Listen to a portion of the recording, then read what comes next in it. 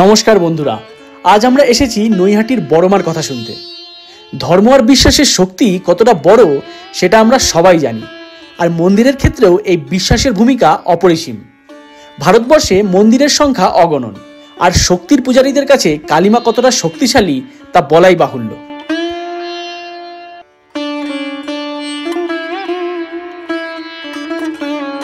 নৈহাটিতে অবস্থিত এই মন্দিরের বড়মা এতটাই শক্তিশালী যে ভক্তদের সব মনের আশা পূরণ করেন বলে বিশ্বাস করা হয়।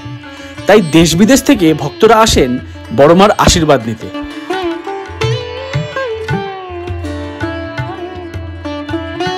তাহলে এই ভিডিওটি রইল আপনাদের জন্য, যারা নৈহাটির বড়মার মন্দিরে যাওয়ার পরিকল্পনা করছেন।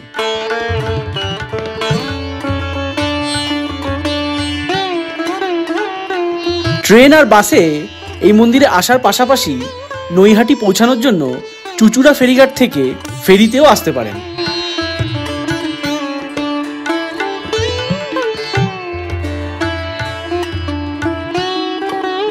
নৈহাটির বড়মার পূজার সময় হলো সকাল 8টা থেকে 1টা, 1:30 থেকে 2:30 এবং বিকাল 4টা থেকে রাত 8টা পর্যন্ত।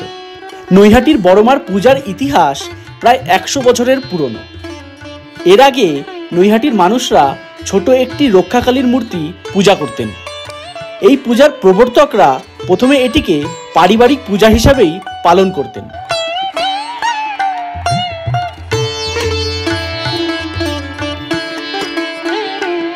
একদিন ভবেশ চক্রবর্তী তার বন্ধুদের সাথে নবদ্বীপে ভাঙারাস দেখতে গিয়েছিলেন।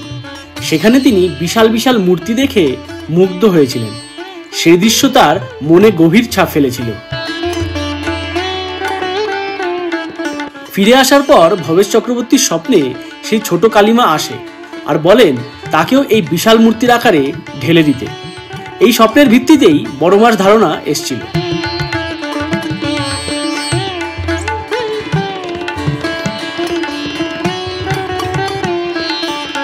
নৈহাটির বড়মার মূর্তির উচ্চতা প্রায় 22 ফুট। রক্ষাকালী বা শ্মশানকালীর রূপেই তাকে স্থাপন করা হয়েছে, আর দিনে দিনে এই পুজোর খ্যাতি বৃদ্ধি পেয়েছে।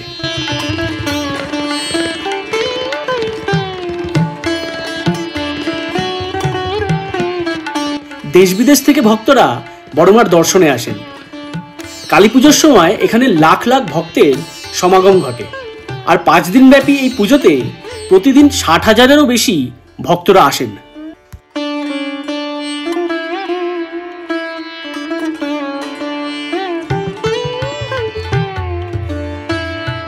এই মন্দির ও পুজোর আরেকটি বিশেষত্ব হলো এখানে পুজোর জন্য কোনো টাকা সংগ্রহ করা হয় না। প্রবর্তকদের ইচ্ছা ছিল ভক্তরা যা ইচ্ছা মতন দান করবেন তা এই পুজোর জন্য ব্যবহার করা হবে। আজও সেই নিয়ম মেনে চলা হয়।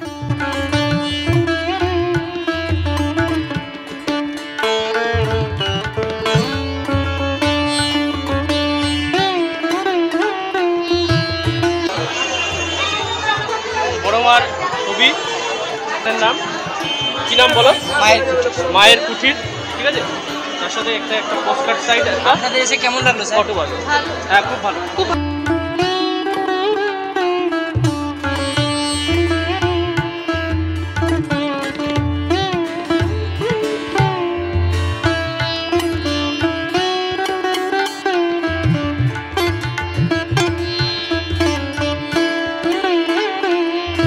এই ছিল নৈহাটির বড়মার কথা। আপনারা অবশ্যই একবার বড়মার দর্শনে যান। কেমন লাগলো ভিডিওটা বলে যেতে ভুলবেন না জানি। দেখা হবে আবার পরের বৃহস্পতিবার। ধন্যবাদ।